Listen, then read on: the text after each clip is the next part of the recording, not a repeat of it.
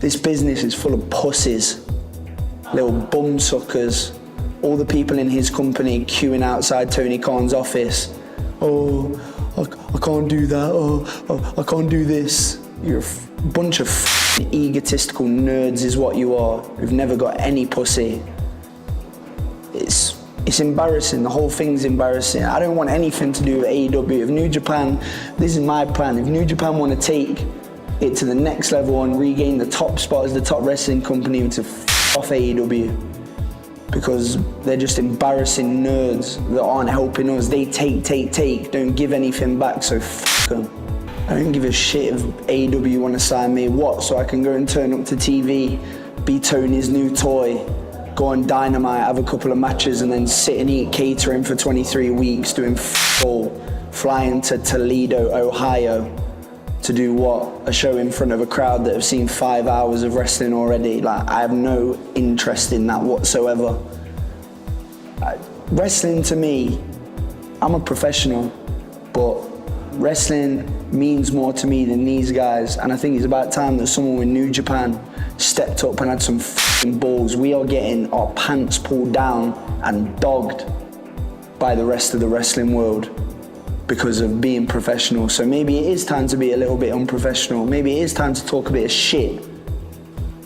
And if they have anything to say about it, they can come and chat to me. I have no problem pulling Tony Khan into our office and telling him what's what. I have no problem reading him his rights and telling him what a idiot he is. You can't handle the truth!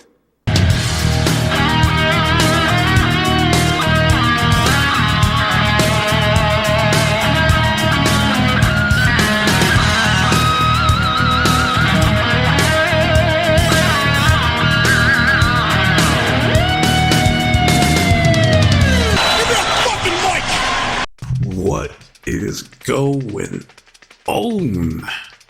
Welcome to No Chill Promos. How y'all doing? Hope having a blessed Monday to start off this new week. Before I get started with this review for Wrestle Dynasty, first time ever. Alright, just gotta do a quick shout out to all subscribers to the channel and to the followers on Rumble. Like, closing in on, well, I'm at 334 on YouTube. Thank you to all the subs. I'm almost at 100 followers on Rumble, which is crazy. So, thank you to all you guys, for real. I mean, without further ado, because this review is already like a week late as of this, so I'm not gonna waste any more time. So let's get into it. We start off with a fatal four-way to determine the winner for the International Women's Cup in 2025. I'm just thinking to myself, why in the fuck is this on the pre-show? Why? Like, wasn't this like one of the main selling points for this pay-per-view? Like, oh, we have an International Women's Cup. Well, yeah, like, that tells you like how much they really give a shit to put on the fucking pre-show. Just saying. First, we see the lovely Momo Watanabe comes out with the Toxic Spider, Tekla in her corner, backing her up. Next we see the Oso Bubble, Willow Nightingale, and then we see CMLL's Persephone. At least that's what the English commentary, that's how they pronounce her name. This is my first time seeing her, and I'm looking at her, I'm like, well, first off, she got that, yeah, right? But in all seriousness, she reminds me of a combination of Starlight Kid and Jada Parker. Alright, you combine those two, you get Persephone.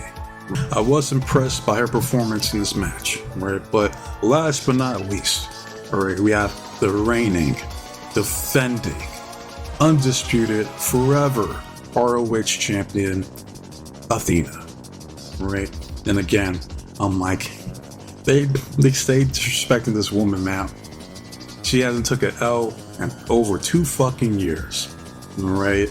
Been one of the most dominant women's world champions of all time, and they put her on a fucking pre-show yet again. It's just, it doesn't make any sense, man. It really doesn't. This is like, it's an injustice at this point, man. Just flat out disrespectful. And we're like, what the fuck does she do? You know what I mean? Like, is she not? So you can tell me, right? Jungle Jobber can be on the main card, but Athena can't. Okay, makes perfect sense. Got it. As far as the match, I enjoyed it. Good opening match. But I'm going to fast forward to the finish, which was Athena hitting the Eclipse, that's why it's called finisher, to Willow Nightingale. Marquez go for the pin. Tekla yanks the referee out the ring. Then we see Momo cracks Athena's skull with the baseball bat, then hits her finisher for the 1, 2, 3. Right? So Momo Watanabe is the first ever inaugural International Women's Cup winner. And basically they were saying how whoever wins the cup enables them to challenge for any world title in any organization. Now, we all know that this is a flat-out lie, complete bullshit, false advertising, because you're going to tell me that Momo Watanabe is going to challenge Rhea Ripley or Tiffany Stratton Tiffy time? Come on, man. Stop it. Stop it. Now, she has a few options. Alright, she could go after the Phoenix Queen, Saya, and Stardom, or Mayu for the IWGP Women's World Championship. She could go after Suri, I always say her name. I always fuck up her name. And Mara Gold, or she can go after Athena, who she just pinned, and that was the first pin. Imagine that. This woman, Athena, now the current ROH Women's World Champion, has been pinned in over 2 years. And the first L she takes is on a fucking pre-show. Makes no fucking sense, man. And then you see some of these matches on the main card. I mean, like, if you're me, I would swap out this match for David Finlay versus Brody King. Right? Like, Brody King, you're a jobber. David Finlay, you just lost your belt to Yuta Tsuji. Alright, you guys can open up the show. Alright? You be alright. Right? Like, a match as important as the winner challenging any of the Women's World Championship in any organization, that should be on the fucking main card. I'm just saying. And then, not only that, Athena took her first L in over 2 years. Alright? That should be on the main fucking card.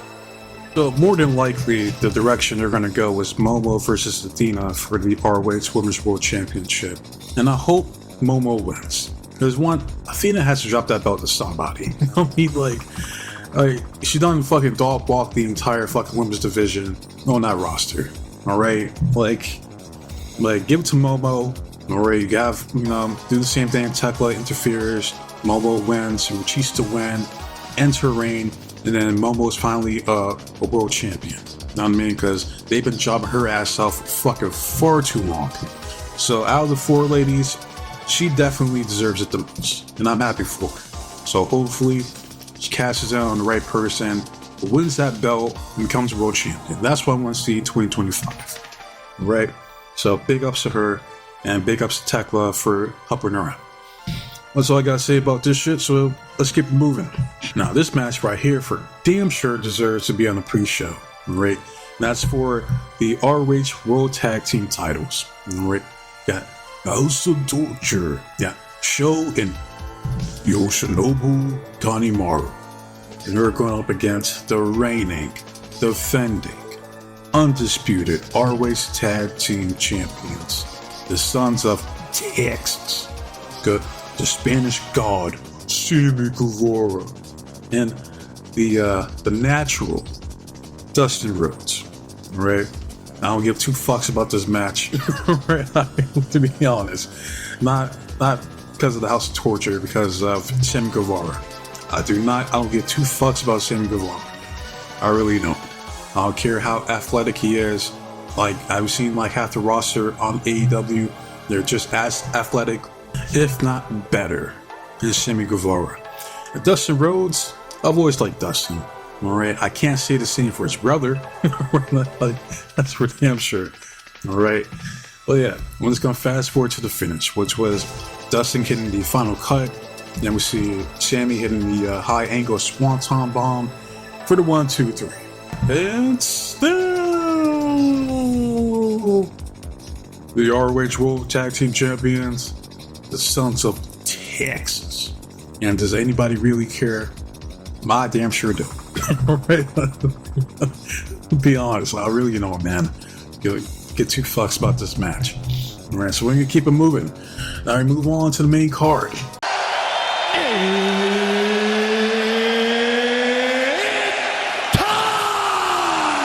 We start off with a Lucha Gauntlet match. And I believe it was stated on commentary that whoever wins this gauntlet gets a challenge for the IWGP Junior Heavyweight title. Right. So I'm just going to go through like all the entrances, for the participants, and then fast forward to the finish. All right. So to start off, we have Hechicero. All right. Then we see Gosai Vegeta. Next is Sobriano Jr. Then we see Master Wato, who won the Best of the Super Juniors last year. And normally I don't really check for the Best of the Super Juniors, but big ups to him. Right. Next we see Mascara Dorada. Then we see Bone Soldier, Daiji Ishimori comes out. Then we see Titon. And then last but not least, and this was hilarious, you see the current reigning, defending, undisputed IWGP Junior Heavyweight Champion, El Desperado. He comes out, he's flexing, everybody in the ring, they're like, hey yo, jump that fool. He's like, yo, get that son of a bitch. So they all run out and he jumped his ass. That was hilarious. Like, look at this smug son of a bitch. Let's beat his ass. That's exactly what happened. All right, we're gonna fast forward to the finish. All right, which was Kosei, or Kosai, however you say his name. I apologize if I mispronounce it. He pretty much was about to pin El Desperado. Then we see Taiji. He grabs the referee and then throws him into Kosai. I never seen that before. I just take the referee and just throw him. He then pins El Desperado for the 1-2-3. So the winner of the Lucha Gauntlet match and the number one contender for the IWGP Junior Heavyweight Championship is Bone Soldier, Taiji Ishimori. And I've always liked Taiji, man, for years now, right? But, Kosai tries to, confront him. He's like, I won, the referee agrees. So, yeah, Ishimori is the number one contender. You know what I mean? Tough shit. Even though, referees should be favoring, Kosai for, bro, you just used me, you threw me like a fucking, like a battering ram, you know what I mean? That was a cool finish, a unique finish. I enjoyed the match. So yeah, no complaints here. Let's keep it moving. Next, we get a special exhibition match with the wrestler Katsuyori Shibata.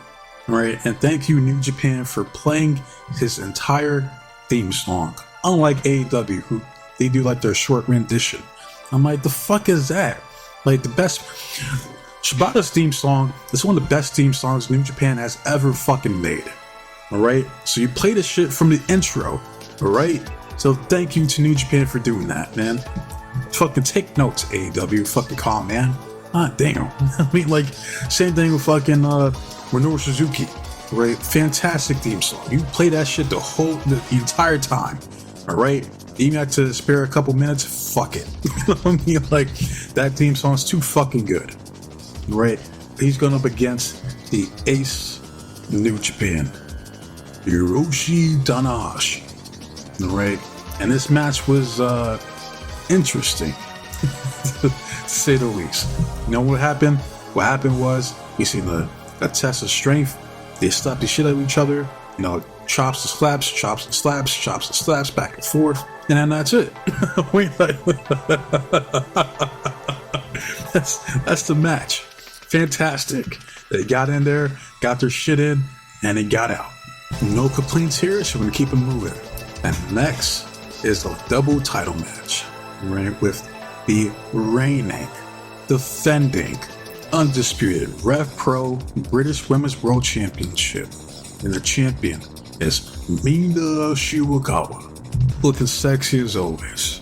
But she's gone up against the current reigning, defending, undisputed New Japan Pro Wrestling Strong Women's World Champion. And that is CEO, Miss Mercedes Moné. Alright. Now, I enjoyed the match. Matter of fact, I enjoyed the the storytelling in this match, which was Mina. She was holding and targeting those legs on Mercedes Moné. But you're not gonna out-politic the CEO herself. So we're gonna fast forward to the finish, which was Moné hitting the Moné Maker to Mina Shirakawa for the 1, 2, 3. And no! Rev Pro's British Women's World Champion, Mercedes Moné. Right? Shocker. I mean, like, who didn't see this coming? Did anybody expect, did anybody honestly believe that Moné's first L here in 2025 was going to come from the hands of Mina Shirakawa? Nah. It's not going to happen. Right now, Moné is on her belt collector shit, like she's fucking Stephanie Van Kier or Austin Aries. She wants all the belts. All the world championships in different companies or mid-card titles. Like, if you have it, she wants it. It is what it is. It was predictable, but I still enjoyed the match. I thought it was good, you know? Like, I know people shit on Mercedes Moné. Is she overrated? Abso-fucking-lutely. Is she absolute gutter trash? Nah. She's not. I want to go so far as to say it's garbage day for Mercedes Moné. Like, she is capable of putting on good matches. I will say that, right? After the match, you know, she tries to shake Mina Shirakawa's hand. Like, Mina slaps her fucking hand out the way. She's like, one more match, right? And rightfully so. Like, that's how I feel about Mina Shirakawa. Like, fuck that. You know what I mean? Like, fuck you. Alright, you know what you did? Like, in politics your way to winning my titles. Alright, this isn't over. Alright, so big ups to Mina. That's the correct response. Fuck that shit. So, now I hope they do run it back at some point, because these two had pretty good chemistry out there for the most part. But we got to keep it moving. Right, so moving on to the next match, which was Brody King repping the House of Black, which I don't even know if the House of Black is still a thing now. Especially I'm hearing reports that Malachi Black is on his way out. I don't know if it's true or not, but if it is, I don't blame him. Like, how could you? AEW did fuck all with Malachi Black, and AEW didn't even win one singles title during his entire time there. Now, and I said this before, the moment he lost to Cody Rhodes, it was over. I mean, like, his push was done. And here we are in 2025, he might be on his way out. So, it is what it is. Shame on Con-Man for not pushing him, but what can you do? Alright, but Brody King's taking on the self-proclaimed Savage King, the current leader of this iteration's Bullet Club, David Finlay. Alright. Now, this match wasn't as good as this match with Yota Tsuji last night at Wrestle Kingdom, but it was a good match for what it was. And fast forward to the finish, which was David Finlay showing off his power bombing Brody King, then hits the overkill, which pretty much like a gore buster to a knee for the 1, 2, 3. So David Finlay wins, tries to pick up some momentum after his loss to Yota Tsuji for the IWGP Global Heavyweight Championship. But we're going to move on to the next match. Right? We have the Shooter, the Roughneck, Shota Umino, where he comes out with his RoboCop motorcycle like he did last night at Wrestle Kingdom. He's going up against Claudio Castagnoli, right? Who jumps in mid-entrance, alright? And if you see, Shota had like a paper, someone gave this man a paper IWGP World Heavyweight title to carry. Claudio seen that shit, tossed that motherfucker into the crowd. Alright, I enjoyed this match. It's hard hitting, stiff, back and forth. Shota did an excellent job of selling the damage that was inflicted upon him from the hands of Zack Sabre Jr. in that over 40-minute banger in the main event of Wrestle Kingdom 19. Showcasing his ferocious fighting spirit, he's able to land the Death Rider DDT to the Death Rider member, that is Claudio Castagnoli, for the 1, 2, 3. So Shota Umino goes over. After the match, see Claudio, he's pissed off. Shota tries to show him some respect, but Claudio says, go fuck yourself. And he leaves. So I guess they're going to build up to another match between Mickey Mox, Jon Moxley versus Shota Umino down the road. But we're going to move on to the next match, and that is for the AEW International title and the New Japan Never Openweight Championship. Right? Got the challenger, the Stone Pitbull, Tomohiro Ishii. And he's going up against the reigning, defending, undisputed, dual champion himself, the Alpha, Konosuke Takeshita. Right. This was a good match as well. Not as good as this match that he had with Shingo Takagi last night at Wrestle Kingdom, but that's okay. These guys were laying their shit in.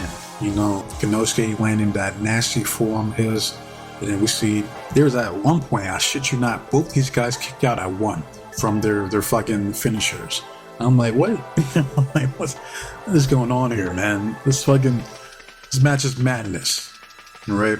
And fast forward to the finish, which was Konosuke hitting the Raging Fire to Tomohiro for the 1, 2, 3. And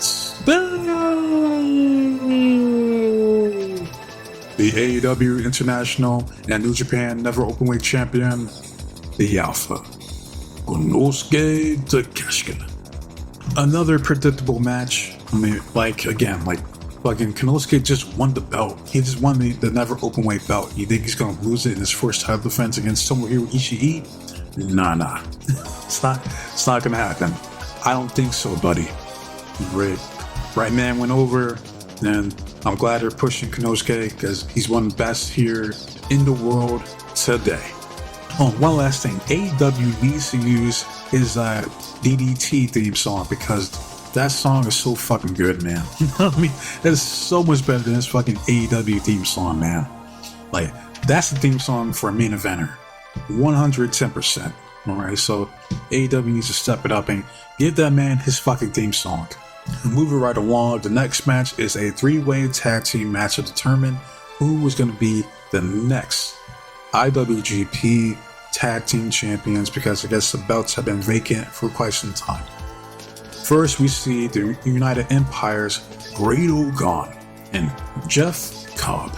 And man, I love that fucking theme song, man. That's such a good theme song. They gotta rebuild the United Empire. Someone has to take over.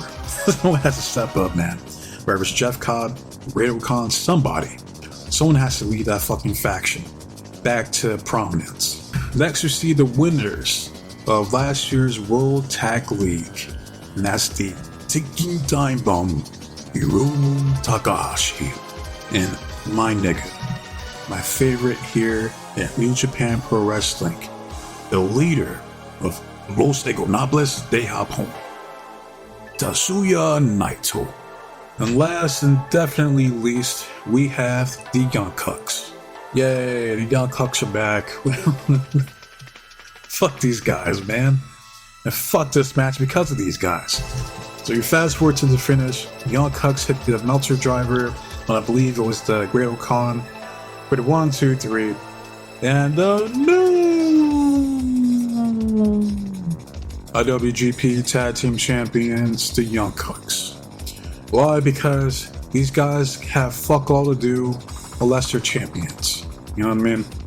Overrated, one of the most overrated tag teams of all time. Fuck these dipshits. Fuck this match. Right? What? Yeah, let's shit on the winners of the World Tag League and Tatsuya Naito and Hiromu Takahashi. Man, fuck them, right? Fuck United Empire. No, let's give it to the Young Cucks because they need it. It's like, man, I can't stand these fucking jobbers. Like, more things change, more to say the same, man. 2025, Young Cucks are again the IWGP Tag Team Champions. Yeah. Fucking congratulations. Moving on to the next match, and that's for the IWGP Global Heavyweight Championship. We have another jobber, and Jungle Jobber, Luke Perry's son. Alright? With his fucking bullshit Baphomet outfit. Fuck this dude as well. I don't give a shit. And the reigning, defending, undisputed IWGP Global Heavyweight Champion, G Blast, Yoda Tsuchi. And this man smiled. I'm like, no, I was thinking this dude has a smile similar to, you ever played a game? No, I'm Not a Human? Like the Visitors? Like, he has that type of smile. Or like Solo Leveling, the statues, like that one statue that had that big ass smile. That's what Yoda has, man. That shit, that's a devious ass fucking smile. Like, you could have him star in like in a horror movie, like he's the serial killer. Now you see that fucking big ass smile, and once you see that, you know it's over. You know, I mean, like it's a wrap. It's done. All right. But yeah, I don't give a shit about this match because I don't give a fuck about Jungle Jobber. All right. Like, and again, I mentioned this earlier. We can see Jungle Jobber on the main card, but we can't get Athena, who's been champion for over 2 years as the reigning defending undisputed ROH Women's World Champion. Fucking completely ass backwards. Alright, so I'm gonna fast forward to the finish, which is Yota Tsuji hitting the Gene Blast. Spears his shit out Jungle Jobber for the 1, 2, 3. And still the IWGP Global Heavyweight Champion, Gene Blast, Yota Tsuji. And as he should be, because fuck this dude, man. Fuck Jungle Jobber, man. Dude's like 110 pounds, and I'm supposed to believe, I had to suspend my disbelief that he can take on Yota Tsuji on equal footing. You know what I mean? That he can have like a competitive matchup with a guy like that. Get the fuck out of here. Now we move on to the next match, and this was easily the best match on the card. Right? Not even close. And you could argue it should have been the main event. And it's a grudge match between Gabe Kidd. Alright, you know what the problem with Gabe Kidd is? His shitty fucking theme song, man. I'm like, God, I hate his fucking theme song, man. Like, other than that, I mean, I don't have a problem with Gabe Kidd. Right? Matter of fact, I'm starting to like him. He might be one of my favorites here in New Japan if he continues on this trajectory that he's on, man. Because he's supposed to be the heel. But once he revealed his tights and you see that the New Japan logo, King of Sports, New Japan Pro Wrestling on his tights, the crowd popped.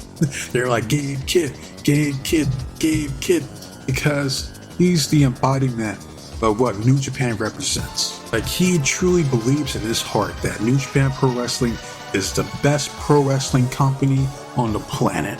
It's not even close. And regarding his comments towards AEW and Kenny Omega, he was 110% correct.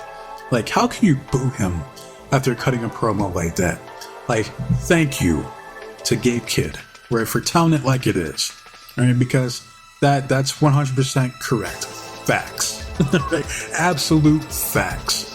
What he was saying. And then they put Chris Charlton, who was on the English commentary team, on a indefinite hiatus because of his comments in regards to Con Man, calling him a money mark that took all of New Japan's top talents like Kazuchika Okada, Will Ospreay, Jay White, and Harley has done fuck all of them on AEW. They were shitting on the Continental Classic. Even Rocky Romero, who we knew Chris was cooking.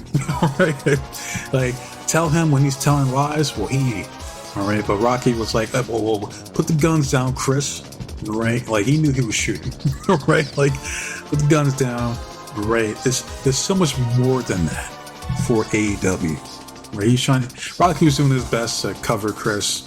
He's maintaining his professionalism. And you can look at it from two ways. Now, me as a fan, I don't see anything wrong with what Chris said. Right? He's just stating facts or his opinions on what has transpired between AEW and New Japan.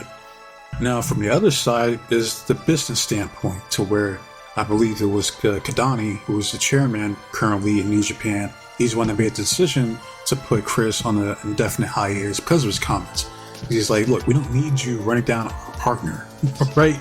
You know, he's not wrong with what he's saying, because in their business relationship with AEW, it's been more so AEW taking than them giving to New Japan. Now, if New Japan believes that they can have a prosperous relationship with All Elite Wrestling, then God bless them. Because from the looks of it, from the optics, from my eyes, it looks like AEW is just taking them for granted. You know what I mean? But that's just my opinion. But Gabe Kidd, he's taking on the cleaner, as some people call him, the god of professional wrestling, Kenny Omega. And we haven't seen this dude in over a year, ever since he had to go and get some surgery for his diverticulitis. And this man hasn't skipped a beat, because you would think like he was just wrestling just last week. Like you wouldn't think to yourself, like if you're watching him like for the first time, that this dude has been gone for like over a year. You know what I mean? Like New Japan brings out the best in Kenny Omega. Alright, like this is the Kenny Omega that we don't see in AEW. Right? I don't care what anybody says. Like the best Kenny Omega is in New Japan. 110%. This match was fantastic. Right, those two men went out there and went to war. Both these guys were bleeding. Both these guys were hitting each other with chair shots on top of the dome. Alright, going through tables. You know, just hard-hitting, like high-impact moves to each other. You know, you got Kenny Omega trying to prove that he's still the man.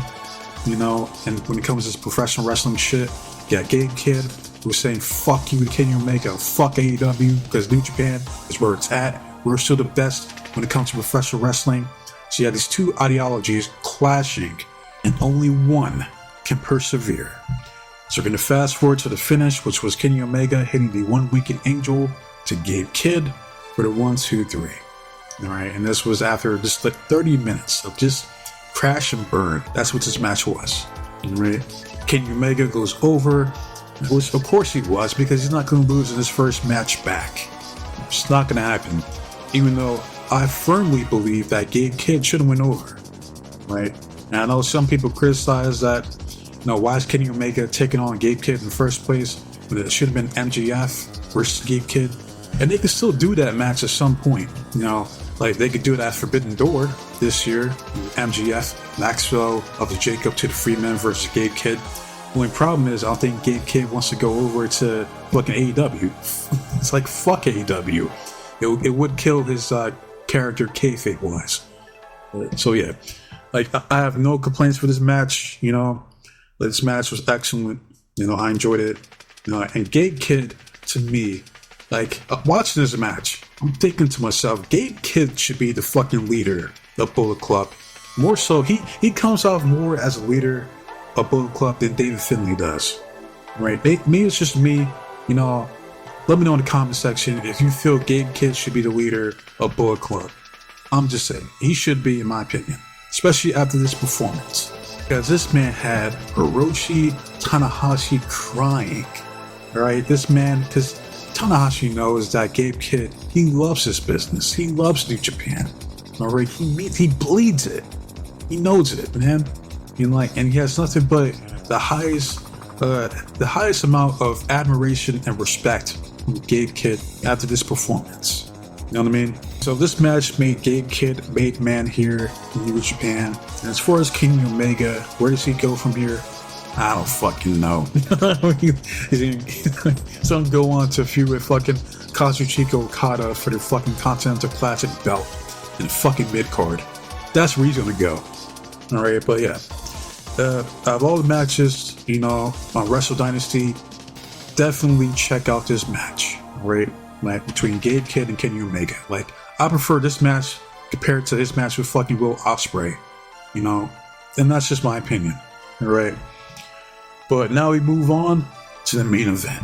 Well, it looks like the fight's already started. It's time for the main event.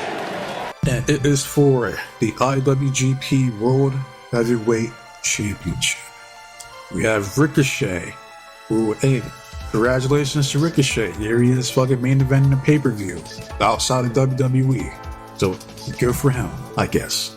But he's taking on the reigning, defending, undisputed IWGP World Heavyweight Champion, the frontman, Zack Sabre Jr.